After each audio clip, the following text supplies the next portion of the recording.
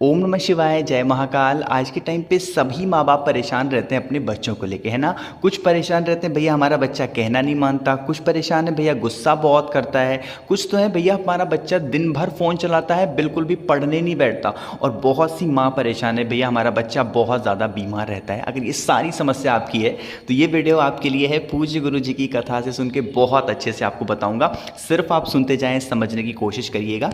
हम लोग एक एक करके सारी चीज़ों को यहाँ पर बताते हुए चलेंगे, ठीक है। चलो सबसे पहले हम लोग उपाय की बात करते हैं कि अगर आपका बच्चा बहुत ज़्यादा चिड़चिड़ करता है, छोटी छोटी बातों को लेकर ना आपसे लड़ता है, चिल्लाता है, तो आपको क्या करना होगा। स्क्रीन पर आपको यहाँ पर दिख रहा होगा बेलपत्र, है ना। कितनी बेलपत्र आपको लेनी होगी? 5 बेलपत्र लेना। कितनी? 5 बेलपत्र। के अलावा और आपको कुछ भी लेने की ज़रूरत नहीं है, लेकिन इस उपाय को थोड़ा सा नियम से समझिएगा, है ना। जैसे हम सभी को पता है कि जो एक होते हैं भगवान शिव, और उनके साथ हम लोग नाम लेते हैं किसका? माता पार्वती का। लेकिन इस उपाय में हम लोग को माता पार्वती का नाम नहीं लेना है, क्योंकि माता पार्वती का एक और नाम है, वो है उमा। कौन सा नाम है? उमा। तो आपको क्या करना होगा? 5 बेलपत्र लेना। और जिस टाइम पे आपका बच्चा सोए, जैसे सुबह बहुत सारे ऐसे बच्चे होते हैं जो लेट सो करके उठते हैं ना, तो जब आपका बच्चा सो ही रहा हो या फिर शाम को उपाय कर रहे हो, शाम को टाइम पे, रात में आपका बच्चा सो रहा है, तो उसके हाथों से एक बार ये 5 बेलपत्र आप टच करा देना, उसके हाथों में छुआ देना, ठीक है। छुआने के बाद, चाहे माँ कर रही हो इस उपाय को, चाहे पिता कर रहे हो, छुआने के बाद लेके चले जाना महादेव के शिवलिंग के पास। यह उपाय की सबसे अच्छी बात यह है कि ये आप अपने घर पर भी कर सकते हैं ना। तो बेलपत्र को लेके चले जाना महादेव के शिवलिंग के पास, ठीक है। फेस रखना अपना उत्तर दिशा की तरफ, यानी कि नॉर्थ डायरेक्शन, है ना। अब जो 5 बेलपत्र आपके पास में है, वो 5 बेलपत्र आपको एक साथ समर्पित नहीं करनी है, पहले आपको ये बता दूं, ठीक है। एक एक करके सिर्फ और सिर्फ आपको कोई वहां पर मंत्र बोलना ही नहीं है। माता उमा, कौन सी माता? माता उमा के नाम से आपको एक एक बेलपत्र महादेव के शिवलिंग के ऊपर समर्पित करते जाना है ना। यह उपाय सिर्फ और सिर्फ आपको बुधवार के दिन करना होता है, और किसी भी दिन इस उपाय को नहीं कर सकते, ठीक है। देखो, तो जो भी व्यक्ति बुधवार को, जो बच्चा सो रहा हो, उनके हाथों पे 5 बेलपत्र टच करा करके माता उमा के नाम से महादेव के शिवलिंग के ऊपर समर्पित करता है, तो उसके बच्चे अगर बहुत चिल्लाते हैं, छोटी छोटी बातों को लेकर बहुत गुस्सा करते हैं, तो वो उनका दिमाग ठीक जरूर हो जाता है, ठीक है। बात आई समझ में? चलो आगे बढ़ते हैं हम लोग अपने बच्चों के लिए ही दूसरे उपाय की तरफ, जो कि आपके बच्चे अगर बहुत ज़्यादा बीमार रहते हैं, बहुत ज़्यादा मतलब कि हमेशा हफ्ते में 2 दिन 4 दिन हमेशा बीमार रहते हैं, उनके लिए क्या करना होगा, है ना। लेकिन इस उपाय को बताने से पहले आपको बता दूं कि इस उपाय को भी सिर्फ और सिर्फ आप बुधवार के दिन ही कर सकते हैं, और किसी भी दिन नहीं कर सकते, है ना। देखो स्क्रीन पर क्या दिख रहा है? पीपल का पत्ता दिख रहा होगा, दिख रहा है ना। आपको कितने पीपल के पत्ते चाहिए? 5 पीपल के पत्ते। कितने? 5 पीपल के पत्ते लेना। ऐसा नहीं, ज़रूरी कोई नहीं है कि आपको पेड़ से ही तोड़ने हैं, नीचे जो साफ सुथरे हों वो भी आप ले सकते हो, है ना। जो समझाने जा रहा हूँ उस चीज़ को समझिएगा बहुत ही ध्यान से। इस काम को आपको सुबह में नहीं करना है, रात के टाइम पे, है ना।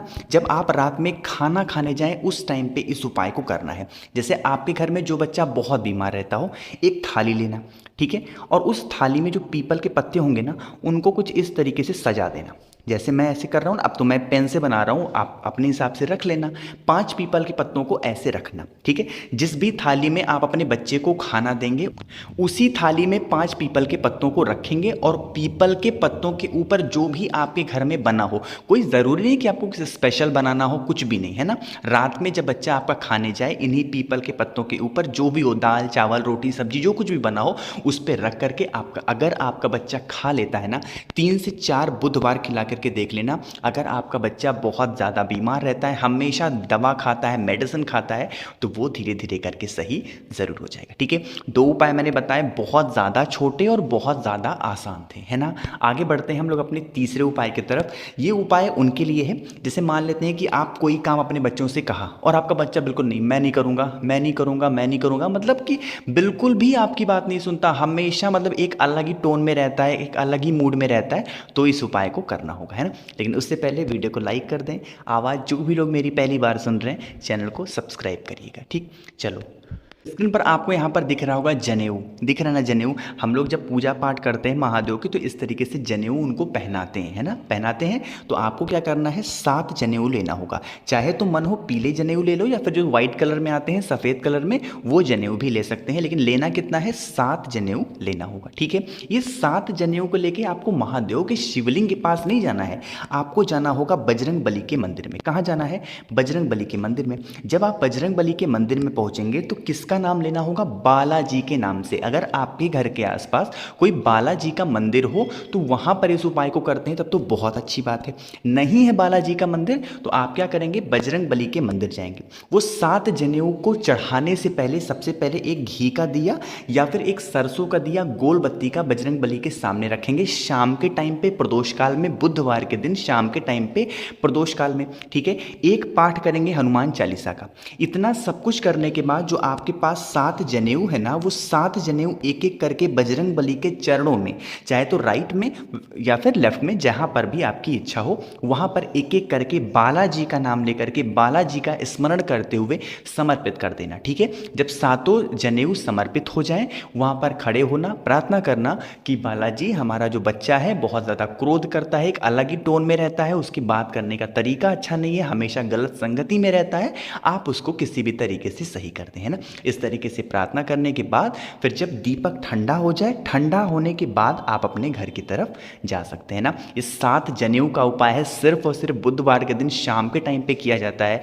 जो भी व्यक्ति 2 से 3 बुधवार बजरंग बली के मंदिर में या फिर बालाजी के मंदिर में इस उपाय को करता है उसके बच्चे का दिमाग बहुत ज़्यादा तेज होता है और गलत संगति से तो बच्चा बहुत ज़्यादा जल्दी छूट जाता है। ठीक, तो 3 उपाय की बात हमने इस पूरी वीडियो में कर ली है जो कि बहुत ज़्यादा आसान थे आपके बच्चों के लिए, है ना।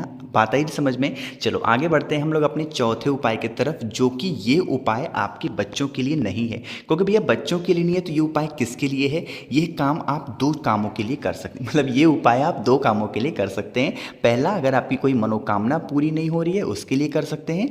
दूसरा, अगर आपके घर में धन संपदा नहीं आती है, माता लक्ष्मी का वास आपके घर में नहीं होता, तो इस उपाय को करना है। ठीक है, बहुत ध्यान से सुनना क्योंकि थोड़ी सी चीज़ों को हमें ध्यान देने की यहाँ पर ज़रूरत पड़ने वाली है ना। स्क्रीन पर आपको यहाँ पर दिख रही होगी बहुत सारी दूर्वा, दिख रही है ना दूर्वा। लेकिन उससे पहले बता दूं कि यह उपाय भी सिर्फ और सिर्फ आप बुधवार के दिन ही कर सकते हैं और किसी भी दिन नहीं कर सकते। ठीक, देखो आपको यहाँ पर दिख रही होगी दूर्वा, है ना। कितनी दूर्वा लेनी है, 5 दूर्वा। लेकिन यहाँ पर एक चीज़ का ध्यान रखना, जो 5 दूर्वा लोगे वो हमें एक तरीके वाली लेनी है। कैसे, देखो जैसे हम लोग दूर्वा लेते हैं तो ऐसे रहती पत्तियाँ बहुत सारी निकली होती हैं, अरे ऐसे तो होती है दूर्वा, लेकिन हमें ऐसी दूर्वा नहीं चाहिए। क्योंकि भैया फिर कैसी दूर्वा चाहिए, देखो समझाने की कोशिश कर रहा हूँ, थोड़ा समझिएगा। जैसे ये मान लो कि दूर्वा की डंडी है, मैं कलर चेंज कर लूँ। जैसे मान लो कि ये क्या है, दूर्वा की डंडी है ना। आप देखो हमें ऐसी दूर्वा लेनी होगी जिसमें सिर्फ और सिर्फ 3 गांठ बने हो। जैसे एक गांठ ऐसे हो, दूसरी गांठ ऐसे हो, तीसरी गांठ ऐसे हो, है ना। जहाँ से पत्तियाँ निकली हुई होती हैं वही गांठ होती है। ठीक है, तो हमें ऐसी दूर्वा चाहिए होगा जिस दूर्वा में मात्र 3 गांठ हो, इससे ज़्यादा की दूर्वा नहीं होनी चाहिए। ठीक है, बात आ रही क्या समझ में मेरी। ऐसी दूर्वा लेनी है जिसमें 3 गांठ हो, और 3 गांठ वाली हमें 5 दूर्वा लेनी होगी, इससे ज़्यादा नहीं लेना। ठीक है, 5 दूर्वा ले लिया। अब ये 3 गांठ वाली 5 दूर्वा को आपस में बांध देना। ठीक है, बांधने के बाद लेके चले जाना कहाँ पे, किसी भी भगवान गणेश के मंदिर में। यह उपाय आप अपने घर पे नहीं कर सकते। ठीक है, आपको जाना होगा कहाँ पे, भगवान गणेश के किसी भी मंदिर में। अगर मंदिर कोई स्पेशल उनका ना बना हो तो कोई से भी मंदिर में जाएं जहाँ पर उनकी फोटो, मूर्ति, प्रतिमा लगी हुई हो। ठीक है, 5 दूर्वा लेके जाना और वहीं पर जो भगवान गणेश हैं उनके पास में वह दूर्वा को रखना है ना। रखने के बाद उनसे हाथ जोड़ करके प्रार्थना करना कि हम लोग बहुत परेशान हैं इतने दिनों से, हमारी ये विशेष है, हमारी ये मनोकामना है, पूरी नहीं हो रही है, आप किसी भी तरीके से हमारी ये विश, हमारी ये मनोकामना पूरी ज़रूर कर दें। ठीक है, इस तरीके से प्रार्थना करना, अभी उपाय खत्म नहीं हुआ। ठीक है, इस तरीके से प्रार्थना करना। अब प्रार्थना करने के बाद आप क्या करोगे, अपने घर की तरफ आओगे। लेकिन घर जाने से पहले यहीं पर कहीं पर उनके पास में कोई सफ़ेद फूल जरूर पड़ा होगा, पड़ा होगा, ज़रूर पड़ा होगा ना। अगर सफ़ेद फूल नहीं मिलता, किसी भी कलर का फूल वहाँ पर आपको पड़ा हुआ मिलता है, उसको लेकर के आप अपने घर चले जाना, ठीक है। और घर जा कर के रिद्धि सिद्धि के नाम से, किसके नाम से, रिद्धि सिद्धि के नाम से, जहाँ पर भी आप अपने घर में पैसे रखते हैं, रुपए रखते हैं, वहाँ पर उस फूल को रख देना, ठीक है। अगर आपकी कोई शॉप है, दुकान है, व्यापार है, नहीं चलता है, तो उस फूल को उठा करके आप अपने दुकान वाले स्थान पर रख देंगे। आपके यहाँ कभी भी धन संपदा की कमी बिल्कुल भी नहीं होगी। एक चीज़ का ध्यान रखना, ऐसा मत करना कि उपाय आप कभी भी कर लो, नहीं, इस उपाय को करने का सिर्फ एक ही दिन है और वो है बुधवार का दिन, ठीक है। बात आई समझ में। तो इस पूरी वीडियो में हम लोग 4 उपाय की बात किए हैं, कुछ तो आपके बच्चों के लिए थे और कुछ आपकी मनोकामना और धन संपदा के लिए, है ना। कोशिश की आप सभी को बहुत अच्छा समझाने की। वीडियो पसंद आई हो तो लाइक कर दें। कुछ